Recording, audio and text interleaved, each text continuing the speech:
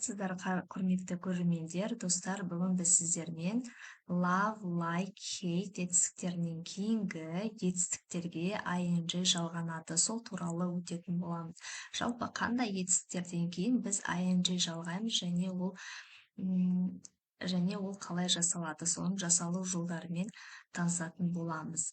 Экранда көріп тұрғандарыңыздай like, love, hate plus verb plus ing деп тұр. Яғни осы жетістіктерден кейін және де тағы да басқа біраз жетістіктер бар. Қазір оны да сіздерге көрсете жетістіктерге ing жалғанады.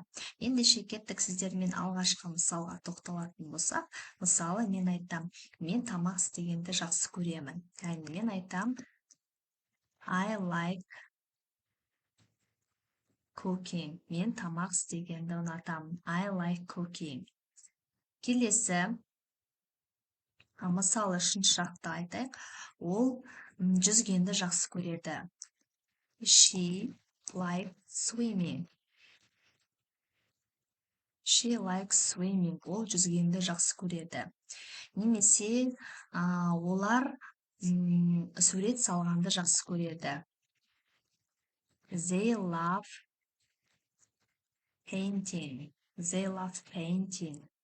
Және де біз дейік, мысалы, біз ерте тұрғанды жек көреміз. We hate getting up early. Яғни біз ерте тұрғанды жек көреміз. Қарап тұрсаңыздар, like, love, hate жетістіктерінен кейінгі тұрған жетістіктер cook, swim, paint, get жетістіктеріне мен ing жалғадым. Және байқасаңыздар, кейбір жетістіктер соңындағы дауыссыз дыбыстар swimming-да m екеселеніп тұр, және getting-да t екеселеніп тұр. Ол неге екен, оны мен сәл кейінірек тоқталатын боламын. Ал қазір біз мына болымды сөйлемді біттік, енді болымсыз сөйлемге көшейік. Мысалы айтайық, мен сурет салғанды ұнатпаймын. I don't like drawing. I don't like drawing. Мен сурет салғанды ұнатпаймын. Немесе ол тамақ істегенді ұнатпайды. She doesn't like cooking. She doesn't like cooking. Ол тамақ істегенді ұнатпайды. Немесе олар сабақ оқығанды ұнатпайды. They don't like studying. Олар оқығанды ұнатпайды. They don't like studying. Немесе біз не істеген ұнатпаймыз? Біз ерте тұрғанды ұнатпаймыз. We don't like getting up. Okay, getting up early. Жалпы болымсыз сөйлем осылай жасалады. Бізде don't, doesn't көмекші жетістіктер арқылы сөйлемді біз болымсызге айналдырамыз. Яғни I don't like drawing. She doesn't like cooking. They don't like studying. We don't like getting up early. Енді сұрақ қойған кезде біз қалай қоямыз? Сұрақ қойған кезде бізде дәл осы көмекші do немесе does көмекші жетістігі арқылы жасаймыз. Мысалы, кітап оқығанды жақсы көресің бе? Do you like reading? Do you like reading? Сен кітап оқығанды ұнатасың ба? Мысалы, сіз қалай жауап бересіз? Я, мен жақсы көремін кітап оқығанды. Қалай жауап бересіз? Yes, I do. Я, мен жақсы көремін. Немесе үшінші жақта қойық. Does she like swimming? Ол жүзгенді ұната ма? Does she like swimming? Яғни жауап бересіздер. Я, ол жақсы көреді. Yes, she does. Yes, she does. Я, ол жүзгенді жақсы көреді. Және тағы да бір мысал. Олар балық аулағанды ұната ма? Do they like fishing?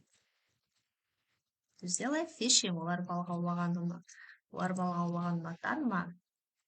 Yeah, yes, they do. Жалпы бізде сұрақ қойғанда осылай жасалады. Бұл do немесе doesбен сұрақ қойса. Енді және де осы do мен doesдан бөлек бізде сұрақ сөздер бар. Ол бізде WH-тан басталады, иә? WH-тан басталатын сөздер, олар бізде сұрақ сөздер. Мысалы сұрақ қойып. Сен не істегенді ұнатасың? What do you like doing? Яғни сен не істегенді ұнатасың? What do you like doing? Байқап тұрсаңыздар, do you like doing-нің алдына біз what деген сұрақ сөзді қою арқылы жасап тұрмыз. What do you like doing? Сен не істегенді ұнатасың? Сен айтасың, мен жүзгенді ұнатамын. I like swimming. I like swimming. Мен жүзгенді ұнатамын. Немесе үшінші жаққа келейік, ол не істегенді ұнатады? What does she like?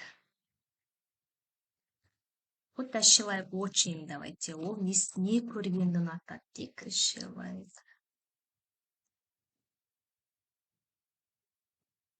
Сәл жоғарыға қоя салайын. So what does she like watching? Ол не көргенді ұнатады? Мысалы, айтамыз, ол экшн фильмдарды көргенді ұнатады. She likes watching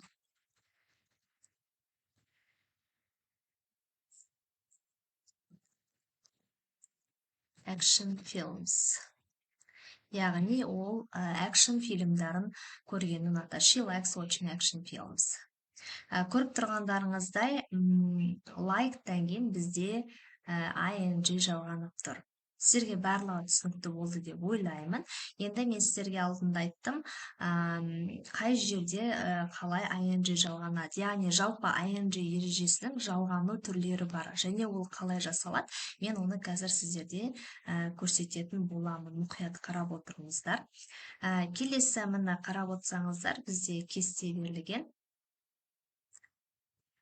Кесте берілген, ол бізде infinitive, verb plus ing and spelling беріліп тұр. Яғни spelling rules for ing form.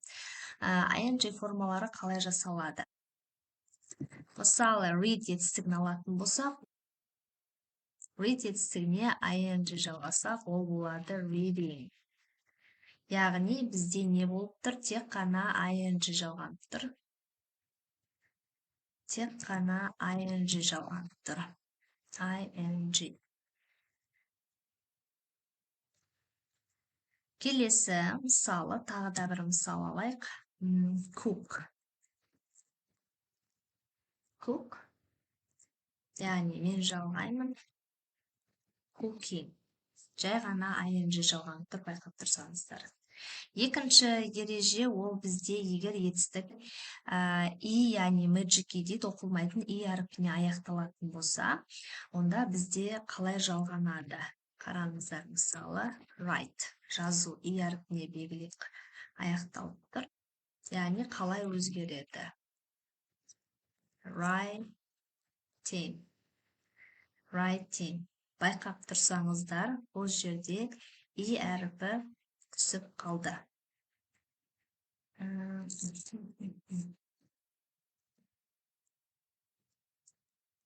әріпі бізде түсіп қалды.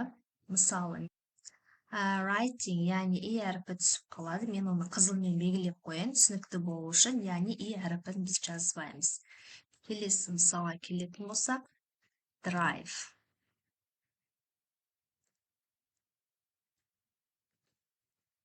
Driving. Drive, driving. Яғни бұл жерде де әріпі жоқ. Келесі мысал жаңағы екі еселену туралы. Мысалы, мен айттым, жаңа. Мысалы, swim. Swim біз жазғанда екі еселенеді. Неге десеңіздер, қазір қараңыздар. Swim бір дауысты, бір дауыссыз аяқталып тұр. I дауысты, M дауысы, сондықтан жалғау жалғанған кезде соңғы дауыссыз екі еселенеді және жалғау жалғанады. Swimming. тура сол сияқты жаңағындай мысалы shop, shopping. Көріп тұрсаңыздар, ing жалғанып тұр. Яғни не істейді? Соңғы дауыссыз дабл екі еселенеді. Мен қазір мына жерге жазып қояйын. Екі еселенетін дауыссыз дауыстар.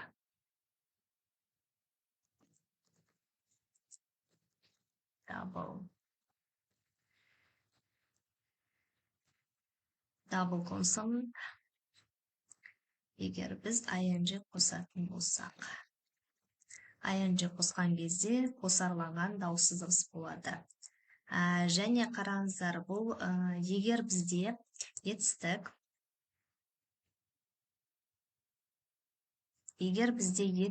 мысалы snow, егер бізде етістік W аяқталатын болса, онда біз оны екі еселемейміз, яғни жай ғана қалай жазылып тұр, солай жазамыз. Snowing. Бір дауыссыз болып тұр, бірақ біз екі еселемейміз, себебі бұл W немесе X-қа аяқталатын етістіктерге қолданылмайды. Мысалы, fix. Біз жай ғана fixing. Яғни бұл жерде екі еселенбейді. Біз жай ғана ing жалғаймыз. Байқап тұрсаңыздар.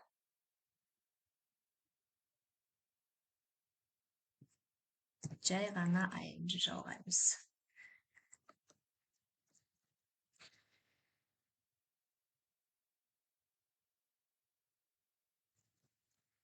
Жай ғана ing жалғаймыз. Жалпы жасалу жолы осылай. Сіздерге барлығы түсінікті болды деп ойлаймын. Жіберіп алмас үшін келесі видеоларда тіркеліп, лайк басып қойсаңыздар болады. Сау болыңыздар. Келесі кездескенше.